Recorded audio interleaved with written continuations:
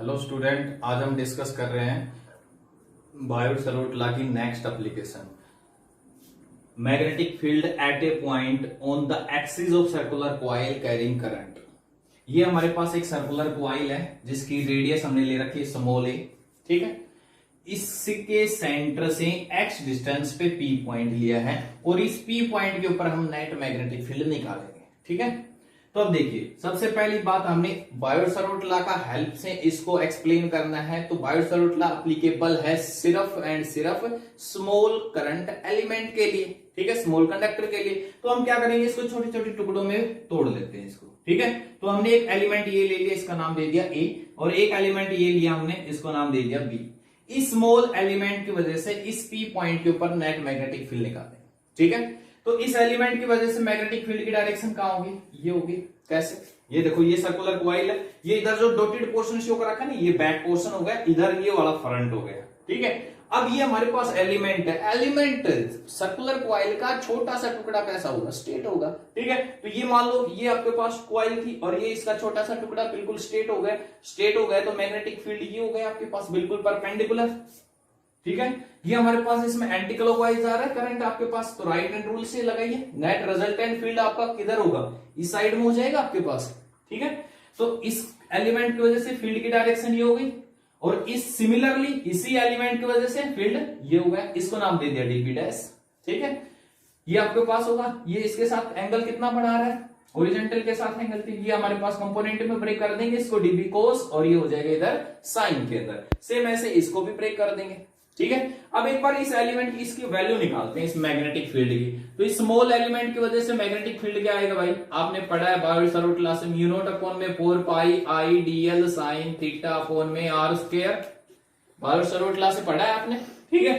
तो angle theta, theta कितना बना है यहाँ पर, ये जो एंगल थीटा है इसकी वैल्यू कितनी होगी। तो देखिए एलिमेंट छोटा है ना, बिल्कुल छोटा सा है, तो छोटा होगा तो स्ट्रेट होगा, स्ट्रेट होगा तो एंगल कितना बना, देखना एक बार, 90 बनेगा, ठीक है। तो इस थीटा की वैल्यू कितनी होगी, 90, साइन 90 1 हो गया, कितना आया भाई, डीपी की value equal to mu naught upon में 4 पाई आई डीएल अपॉन में आर। आर क्या होगी, डिस्टेंस, एलिमेंट से पी पॉइंट के बीच की डिस्टेंस क्या होगी भाई, ये क्या हमने रेडियस ए, सेंटर से डिस्टेंस एक्स, पाइथागोरस लगाओ, क्या बनी, ए स्क्वायर प्लस एक्स स्क्वायर का अंडर रूट, पुट कर दो यहां पर, आर का स्क्वायर कर रहे हैं, क्या आ जाएगा, ए स्क्वायर प्लस में एक्स स्क्वायर, ठीक है। आई बात समझ में। सिमिलरली आपके पास इस एलिमेंट की वजह से मैग्नेटिक फील्ड निकालो, वो ही सर्कुलर कॉइल है, रेडियस वो ही रहेगी सेम, सेंटर से डिस्टेंस एक्स है, ये पाइथागोरस लगाओगे क्या आ जाएगा, A square plus X square, same side होगी, ठीक है, सब कुछ सेम है, सेम है तो मैग्नेटिक फील्ड भी सेम आएगा, मतलब डीबी डैश की वैल्यू भी सेम। और अगर दोनों की वैल्यू सेम है, इस एलिमेंट की वजह से और इस एलिमेंट की वजह से मैग्नेटिक फील्ड की वैल्यू अगर सेम है, तो इसके दोनों जो हॉरिजॉन्टल कंपोनेंट हैं वो आपस में कैंसिल आउट हो जाएंगे। मतलब नेट रिजल्टेंट अगर हम फील्ड की बात करें तो किधर होगा, इस साइड में होगा आपका, ठीक है। अभी बात सब, इसको छोटी छोटी तोड़ दो कंपोनेंट में पूरे को ही, और पूरे कंपोनेंट को सभी को ऐसे एलिमेंट में ब्रेक करोगे तो नेट रिजल्टेंट फील्ड निकालोगे, कहां होगा, राइट हैंड रूल से देखिए, रिजल्टेंट फील्ड कहां होगा आपका, इस साइड में होगा। तो टोटल नेट मैग्नेटिक फील्ड के लिए क्या होगा भाई, B equal to integration D B sine phi. इधर कौन सा कंपोनेंट है आपके पास, साइन थीटा वाला कंपोनेंट है ना, तो रिजल्टेंट फील्ड कहां होगा, डीबी साइन फाई। टोटल के लिए इंटीग्रेशन कर देंगे, डीबी की वैल्यू पुट करो इसके अंदर, क्या है भाई, म्यू नोट अपॉन में 4 पाई आई डीएल अपॉन में ए स्क्वायर प्लस में एक्स स्क्वायर, ठीक है। ये तो होगा डीबी की वैल्यू, इनटू में साइन थीटा, यहां इस ट्राइंगल के अंदर से साइन थीटा निकालिए, ये देखो ट्राइंगल आपके पास, ठीक है। इसको पॉइंट ओ नाम दे दीजिए, ओ ए पी, इस ट्राइंगल के अंदर से साइन थीटा, साइन क्या होता है, परपेंडिकुलर अपॉन में हाइपोटेन्यूज, परपेंडिकुलर क्या है इसका, ए अपॉन में हाइपोटेन्यूज अंडर रूट में ए स्क्वायर प्लस में एक्स स्क्वायर, ठीक है। टोटल के लिए इंटीग्रेशन, जो कांस्टेंट है उसको बाहर रख लीजिए, तो b इजकल टू क्या है भाई, म्यू नोट अपॉन में 4 पाई आई ए अपॉन में ए स्क्वायर प्लस में एक्स स्क्वायर की पावर कितनी हो जाएगी, 3/2, क्योंकि यहां कितनी पावर है 1, और यहां पर कितनी है हाफ, 1 प्लस हाफ कितनी होगी 3/2। इंटीग्रेशन ऑफ डीएल, डीएल का इंटीग्रेशन क्या होगा भाई, छोटा सा एलिमेंट था जिसकी लेंथ डीएल थी, इस पूरी सर्कल की लेंथ कितनी हो जाएगी, इसकी सरकमफेरेंस, सरकमफेरेंस मतलब 2πa, क्योंकि टोटल के लिए इंटीग्रेशन किया है ना हमने, तो टोटल के लिए इंटीग्रेशन किया तो कंप्लीट लेंथ कितनी हो जाएगी इसकी 2πa हो गई। अगर क्वाइल के अंदर n टर्न्स है, यहां लिख देना ये coil contain n turns, coil contain n turns, अगर क्वाइल के अंदर n टर्न्स है तो नेट मैग्नेटिक फील्ड कितना हो गया, B equal to mu naught upon में 4π, हाँ भाई n i, ठीक है, n टर्न्स है ना तो n से मल्टीप्लाई किया 2πa² अपॉन में a² प्लस में x² की पावर 3/2। समझ में आई बात, क्लियर है, कोई डाउट। ये आ गया आपके पास इस पूरे कंप्लीट क्वाइल की वजह से नेट मैग्नेटिक फील्ड इस पूरी पॉइंट के ऊपर, ठीक है। अब इसके कुछ केसेस डिस्कस करते हैं, समझ में आई बात। सबसे पहला केस मैं लेके चलता हूं इसी के अंदर, केस नंबर फर्स्ट। अगर मान लो आपका P पॉइंट लाई करे इसके सेंटर पे, ठीक है, यहां लिख देना, अगर आपके पास P पॉइंट लाई करे सेंटर पे, अगर P पॉइंट लाई करे सेंटर पे तो x की वैल्यू कितनी हो जाएगी, 0 हो जाएगी। अगर आपका P पॉइंट यहां पर सेंटर पे लाई करेगा तो x 0, x की 0 की वैल्यू आप यहां पर पुट कीजिए, कितना है भाई magnetic field B equal to mu naught upon में 4π टू ni πa² अपॉन में, हाँ भाई x की वैल्यू तो 0 हो गई तो कितने बची, नीचे पावर a की पावर 3 बच गई कि नहीं बच गई, ठीक है। NIA इसको हम नाम देंगे मैग्नेटिक डायपोल मोमेंट, क्या नाम देंगे इसको, मैग्नेटिक डायपोल मोमेंट। इसको आप एरिया लिख सकते हैं ना, तो B इक्वल टू हमारे पास क्या आया, म्यू नोट अपॉन में 4π टू NIA कैपिटल A, ठीक है, अपॉन में a³ सॉरी a² से a² ये तो कैंसिल आउट हो गया, पावर 1 बच जाएगी ना, सिंगल 1 पावर बचेगी आपके पास। इसको कंटिन्यू ऐसे ही रखें, रहने दो, पाई इंटू में a अपॉन में पाई a² तो कैंसिल आउट हो गया, पाई अपॉन में a, ये बचेगा आपके पास, ठीक है। नेक्स्ट सेकंड केस लेके चलता हूं, केस नंबर 2। सेकंड केस लेके चलता हूं इसी के अंदर कि अगर आपके पास P पॉइंट लाई फार अवे, अगर आपका P पॉइंट फार अवे यहां से इस कॉइल से बहुत ज्यादा दूर लाई कर रहा है, मतलब A के कंपैरिजन में आपके पास X की वैल्यू है वो बहुत ज्यादा है, ठीक है, तो यहां से आप A को नेग्लेक्ट कर देंगे तो क्या आएगा हमारे पास magnetic field B equal to mu naught upon में 4π, हाँ जी देखिए 2ni πa² अपॉन में, हाँ भाई किसको नेग्लेक्ट कर रहे हैं, A को, ठीक है, तो A को नेग्लेक्ट करेंगे तो क्या आ जाएगा x की पावर 3 हो जाएगा, ठीक है। B equal to mu naught upon में 4π टू ni, इसको कैपिटल A ले लूं, एरिया ऑफ कॉइल अपॉन में x³ A, कैपिटल A किसको लिया है πa² को, that is the area of coil, ठीक है, आई बात समझ में। तो NIA इसको हम बोलेंगे मैग्नेटिक डायपोल मोमेंट, क्योंकि ये हमारे पास जो सर्कुलर कॉइल है ना ये डायपोल की तरह बिहेव कर रही है, कैसे बिहेव कर रही है, डायपोल की तरह। जो हमने यहां पर M माना है ना वो किसको माना है, NIA को, ठीक है। अब कहोगे डायपोल की तरह कैसे बिहेव कर रही है, तो देखो ये हमारे पास सर्कुलर कॉइल थी, अब इसके अंदर देखो किधर से भी ले लो आप कोई भी एक डायरेक्शन में, इस साइड में अगर मान लो करंट की डायरेक्शन क्लॉकवाइज है तो इस साइड से कैसी हो जाएगी एंटी क्लॉकवाइज, ठीक है। और अगर करंट की डायरेक्शन क्लॉकवाइज है तो कह रहा है कि क्लॉकवाइज की वजह से पोल कैसा बनेगा इसमें साउथ, और अगर आपके पास करंट की डायरेक्शन है एंटी क्लॉकवाइज तो पोल कैसा बनेगा नॉर्थ, और अगर दो पोल बन गए तो आपका लूप क्या हो गया डायपोल, ठीक है। और डायपोल हो गया तो जिसका डायपोल मोमेंट कितना हो जाएगा M इक्वल टू NIA, ठीक है, अगली बात समझ में।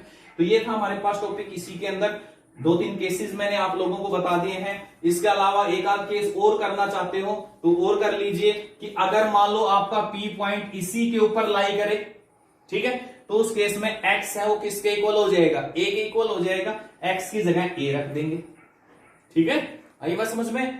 तो वो आपके पास नेक्स्ट केस हो जाएगा। अब यहां से अगर आप b और x के बीच में ग्राफ डिनोट करें तो कैसा ग्राफ आ जाएगा, क्या है b x के इनवर्सली प्रोपोर्शनल है, इनवर्सली का ग्राफ कैसा आता है b, ठीक है, यहां से b और x के बीच में, b और x के साथ जो ग्राफ आएगा हमारे पास वो किस टाइप का होगा, इस टाइप का होगा, ठीक है, इनवर्सली प्रोपोर्शनल है। इस डिस्टेंस से जैसे जैसे बढ़ते जाएंगे फील्ड आपका उतना ही वीक होता चला जाएगा, ठीक है। अब इसके अंदर एक छोटी सी एक एप्लीकेशन और लेके चल रहा हूं मैं, मैग्नेटिक फील्ड, नेक्स्ट एप्लीकेशन लेके चलेंगे। ये थी हमारे पास काफी इंपॉर्टेंट एप्लीकेशन है ये, सर्कुलर कॉइल की एक्सिस के ऊपर मैग्नेटिक फील्ड। आगे भी हम इसका जो रिजल्ट आएगा इसका यूज करेंगे हम सर्कुलर कॉइल के अंदर। तो इसके अंदर जो सबसे पहले हमारे पास एक पॉइंट आया था कि सर्कुलर कॉइल अगर आपके पास सेंटर पे आ जाए, तो अब हम कॉइल के अंदर ऑलरेडी सेंटर पे निकालेंगे, ठीक है। तो नेक्स्ट हम टॉपिक लेके चल रहे हैं magnetic field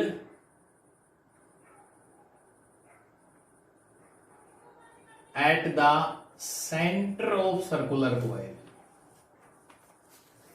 centre of circular coil carrying current.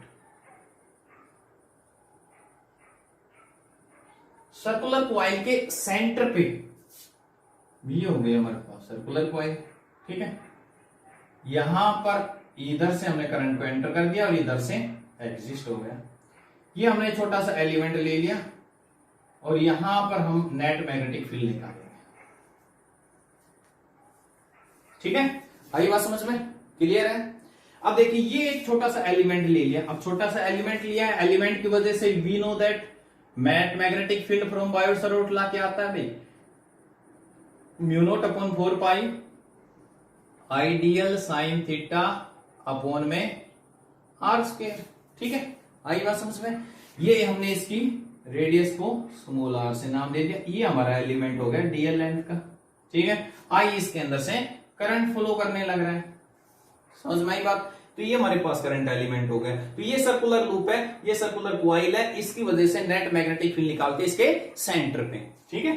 तो ये देखिए भाई सेंटर के ऊपर नेट मैग्नेटिक फील्ड निकालना है, तो सेम प्रोसेस रहेगा अपना जैसे हमने एक्सिस पे निकाला था, इसको भी छोटे छोटे एलिमेंट्स में ब्रेक कर लेंगे, किसी भी एक एलिमेंट के अक्रॉस नेट मैग्नेटिक फील्ड निकाल लेंगे, टोटल के लिए उसका इंटीग्रेशन कर देंगे, समझ गए बात को। तो सेम है ऐसे कैसे, तो यहां पर देखिए अब आपके पास, चलिए निकालिए, तो इस एलिमेंट की वजह से मैग्नेटिक फील्ड कितना होगा डीबीएल, ये होगा आपके पास थीटा, थीटा की वैल्यू कितनी बनेगी देखो, वही आ गया, सेम प्रोसेस, सर्कुलर कॉइल है लेकिन छोटा सा एलिमेंट स्ट्रेट होगा, स्ट्रेट होगा तो एंगल कितना बनेगा 90 डिग्री, स्ट्रेट होगा तो ये एंगल कितना बनेगा 90 डिग्री, ठीक है, ये एंगल है आपका, तो थीटा की वैल्यू कितनी हो गई 90, साइन 90 कितना होता है 1, क्या गया म्यू नॉट अपॉन में 4 पाई आई डीएल अपॉन में आर स्क्वायर। टोटल के लिए क्या करेंगे इंटीग्रेशन, बस हो गया, कर दीजिए टोटल इंटीग्रेशन, क्या है हमारे पास म्यू नॉट अपॉन में 4 पाई आई अपॉन में आर स्क्वायर, और डीएल का इंटीग्रेशन करो, पीछे आपने किया था, अरे डीएल मतलब लेंथ, कंप्लीट सर्कल की लेंथ, सरकमफेरेंस कितना होगा 2 पाई आर, ठीक है, एक आर से आर कैंसिल आउट, तो आपके पास मैग्नेटिक फील्ड आ गया B equal to mu naught upon में 4 पाई आई अपॉन में आर इंटू में 2 पाई, ठीक है। तो अगर हमारे पास कंप्लीट सर्कल है तो इसके अंदर एंगल आ गया हमारे पास 2 पाई, तो इसको आप ऐसे भी लिख सकते हो एंगल सबटेंड, ठीक है। अगर मान लो आपके पास यहां पर कोई भी न्यूमेरिकल आए और उसके अंदर हाफ सर्कल दे रखा हो, तो हाफ सर्कल में एंगल सबटेंड कितना हो जाएगा पाई हो जाएगा, समझ में आई बात। अगर कोई पर्टिकुलर एंगल दे रखा हो थीटा फाई ऐसे, तो उस केस में यहां पर तो आपके पास मतलब सर्कुलर कोई भी कॉइल आ जाती है, कोई भी कंडक्टर आ जाता है, तो उसकी वजह से नेट मैग्नेटिक फील्ड के लिए हमारे पास कौन सा फॉर्मूला होगा B equal to mu naught upon 4 pi I upon में आर इनटू में एंगल सबटेंड, ठीक है। कंप्लीट सर्कल है 2 पाई, हाफ सर्कल है पाई, जितना भी सर्कल है उसी हिसाब से हम एंगल यहां पर लेके चले। अगर हमें कोई पर्टिकुलर और भी एंगल दे रखा है तो वो लेके चल लेंगे। समझ में आई बात? क्लियर है? यहां पर अगर हम बात करें इसके अंदर मैग्नेटिक फील्ड की डायरेक्शन, वही अपना राइट हैंड रूल। देखिए कैसे जा रहा है करंट, ऐसे जा रहा है, ऐसे जा रहा है, ठीक है। तो ये होगा, तो फील्ड कहां हुआ, अंदर की साइड में। समझ गए बात को? इसी में करंट की डायरेक्शन उल्टी कर लो तो फील्ड कैसे हो जाएगा, बाहर की साइड में, ठीक है। अगर बात करूं मैं यहां पर फील्ड लाइंस की, तो फील्ड लाइंस कैसी बनेंगी इसके अंदर,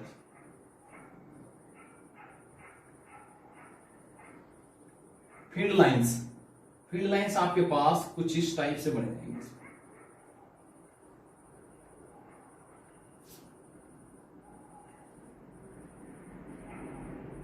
इस साइड में तो ये हमारे पास आ जाएगा क्लॉकवाइज और इस साइड में आएगा एंटी क्लॉकवाइज, ठीक है।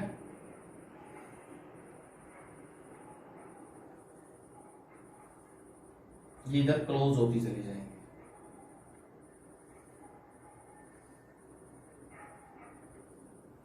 समझ गए? ये इस टाइप की कुछ इसके अंदर फील्ड लाइंस बनेंगे। क्योंकि आप देखिए एक बार स्ट्रेट कंडक्टर की वजह से देखिए फील्ड लाइंस अपने आप समझ में आ जाएंगे आपको कैसे बनी। ये हमारे पास स्ट्रेट कंडक्टर है, ये इसमें करंट हो गया, राइट हैंड रूल लगाइए, कैसे बनेगी फील्ड लाइन, कैसे हुआ फील्ड, कैसे हुआ फील्ड, कैसे हुआ सर्कुलर हो गया कि नहीं हुआ, तो फील्ड लाइंस भी ऐसे सर्कुलर हुई कि नहीं हुई, ठीक है। अब इसी कंडक्टर को आप फोल्ड करके सर्कल बनाओ, ठीक है। एक एलिमेंट की वजह से हमने निकाला, एक छोटे से एलिमेंट की वजह से, ये कंडक्टर था, इस ये छोटा सा एलिमेंट हो गया, इसकी वजह से फील्ड लाइंस कैसे आई, सर्कुलर आई कि नहीं आई। और अगर इसी को बेंड कर देंगे पूरी को, ठीक है, पूरे कंडक्टर स्ट्रेट कंडक्टर था, अब मैंने पूरे को बेंड कर दिया तो फील्ड लाइंस कैसी बन जाएगी, ऐसे, ठीक है। आगे बात समझ में क्लियर है? अगर आपके पास मान लो दो कॉइल दे रखी है, एक कॉइल ये हो गई, ठीक है, और एक कॉइल ये हो गई, आपको इसी के सेंटर पे पूछा है नेट मैग्नेटिक फील्ड क्या होगा, ठीक है, इसके सेंटर पे पूछा है। तो दो कॉइल है, दोनों म्यूचुअली परपेंडिकुलर हैं, मैग्नेटिक फील्ड इंडक्शन एक वेक्टर क्वांटिटी है, तो वो ही आपके पास यहां पर ट्राइंगल ऑफ वेक्टर एडिशन वाला याद कीजिए, जहां पर वेक्टर हो वहां रिजल्टेंट के लिए ट्राइंगल ऑफ वेक्टर एडिशन का यूज करेंगे, ठीक है। रिजल्टेंट के लिए हमारे पास फॉर्मूला आया था r² = a² + b² + 2ab cos theta. तो यहां पर ये भी हमारे पास एक क्या है, आपके पास वेक्टर क्वांटिटी है, और वेक्टर क्वांटिटी है तो रिजल्टेंट के लिए ट्राइंगल ऑफ वेक्टर एडिशन लगे ही लगेगा। तो हमारे पास दो कॉइल है यहां पर और दोनों म्यूचुअली परपेंडिकुलर है। तो देखो मान लो इसमें हमारे पास करंट जा रहा है ऐसे, ठीक है, इसके अंदर आपके पास कैसे हो गया, क्लॉकवाइज हो गया, ठीक है, और इसके अंदर ले लिया मैंने एंटी क्लॉकवाइज, ठीक है। आई बात समझ में? दोनों कितने एंगल पे हैं, 90 डिग्री पे हैं। रिजल्टेंट के लिए इसकी वजह से कॉइल की वजह से मैग्नेटिक फील्ड को नाम दिया B1 और इसकी वजह से B2। तो रिजल्टेंट कितना हो जाएगा इसके अंदर, अंडर रूट में B1 का स्क्वायर प्लस में B2 का स्क्वायर, ठीक है, क्योंकि 2B1 B2 cos 90 हो जाएगा, ठीक है। आई बात समझ में? cos 90 कितना होता है, 0। समझ में आई बात? क्लियर है? अगर दोनों आपके पास म्यूचुअली परपेंडिकुलर हैं तो, ठीक है, और अगर सेम डायरेक्शन में करंट फ्लो कर रहा है तो रिजल्टेंट ये हो जाएगा, ठीक है। समझ में आई बात? क्लियर है? तो अब देखिए ऐसे ही आपके पास कितने भी एंगल्स पे अगर दो कॉइल हैं या आपके पास लाई कर रही हैं कितने भी एंगल पे, तो अपना रिजल्टेंट के लिए ट्राइंगल ऑफ वेक्टर एडिशन लगाएंगे, ठीक है। आगे बात समझ में क्लियर हुआ? अगर मान लो यहां पर कोई कॉइल का छोटा सा पार्ट दे रखा हो, अब यहां पर पूछ लिया जाए इस कोई पॉइंट, इस O पॉइंट के ऊपर नेट मैग्नेटिक फील्ड क्या होगा। तो देखो यहां पर अगर मैं बात करूं, यहां से ही करंट अगर आपके पास फ्लो करने जा रहा है तो इस P पॉइंट, इस O पॉइंट के ऊपर मैग्नेटिक फील्ड क्या होगा। तो देखो अगर इस कंडक्टर की बात करें तो इस कंडक्टर के तो एक्सिस के ऊपर O पॉइंट आने लग रहा है, ठीक है। तो इसके ऊपर एक्सिस पे मैंने लास्ट लेक्चर, वीडियो लेक्चर के अंदर बताया था आपको कि अगर पॉइंट आपका एक्सिस पे आ रहा है तो मैग्नेटिक फील्ड वहां पर क्या होगा, 0 होगा, ठीक है, क्योंकि डीएल क्रॉस आर दोनों के अंदर सेम डायरेक्शन हो गई। सेम डायरेक्शन मतलब थीटा 0 और साइन 0, 0 मैग्नेटिक फील्ड। अगर आपका पॉइंट एक्सिस पे है तो वहां पर क्या होगा, 0। अब बात कर रहा हूं तो इसकी भी, इस कंडक्टर की भी एक्सिस पे पॉइंट पड़ रहा है, इस कंडक्टर की भी एक्सिस पे पॉइंट पड़ रहा है, तो दोनों की वजह से तो 0 हो गया। तो ये कौन सा है, सर्कल। ये एंगल आपको दे रखा है, मान लो कोई भी थीटा दे रखा है, तो इसकी वजह से मैग्नेटिक फील्ड कितना हो गया, B = μ0/4 पाई I। मान लो हमने इसमें करंट फ्लो है, ठीक है, तो I/में इसकी हमने ये रेडियस ले ली R, इनटू में एंगल सबटेंड, और एंगल कितना हो जाएगा यहां पर थीटा। ठीक है, आगे बात समझ में क्लियर है। अब अगर मान लो ऐसे ही आपके पास दो क्वाइल है, अगर आपके पास दो क्वाइल हैं, दोनों के अंदर करंट की डायरेक्शन अपोजिट है। एक बार छोटे से दो केस और कर लेते हैं इसी के अंदर। ठीक है, अगर हमारे पास दो क्वाइल हैं और दोनों के अंदर करंट की डायरेक्शन है अपोजिट, एक क्वाइल ये होगी, एक क्वाइल ये होगी। ठीक है, इसके अंदर क्लॉकवाइज है और इसमें एंटी क्लॉकवाइज है। आपको यहां पर सेंटर पे निकालना है। ठीक है, तो सर्कल है, कंप्लीट सर्कल है, तो क्या आएगा भाई, एक की वजह से देखो अपना राइट हैंड रूल चलेगा यहां पर, क्योंकि डायरेक्शन है, वेक्टर क्वांटिटी है। तो ये देखो, इसको मैं फर्स्ट नाम देता हूं, इसको सेकंड दे दिया। फर्स्ट की वजह से फील्ड देखिए, राइट हैंड रूल लगाइए, कहां आया आउटवर्ड, और सेकंड की वजह से राइट हैंड इनवर्ड। कितना एंगल बना, अपोजिट है दोनों, थीटा 180। ठीक है, अगर दोनों में करंट सेम है, आई है, या फिर हमारे पास इसमें हमने मान लिया एक में I1 है, इसके अंदर I1 है और इसमें I2 है, तो अब इस पॉइंट के ऊपर नेट मैग्नेटिक फील्ड बताइए। तो क्या होगा, दोनों के अंदर मैग्नेटिक फील्ड की डायरेक्शन अपोजिट होगी, थीटा 180 हो गया। तो रिजल्टेंट फील्ड क्या हो गया, B equal to under root में B1 का स्क्वायर प्लस B2 का square plus 2B1 B2 cos 180। ठीक है, और cos 180 कितना होता है, -1।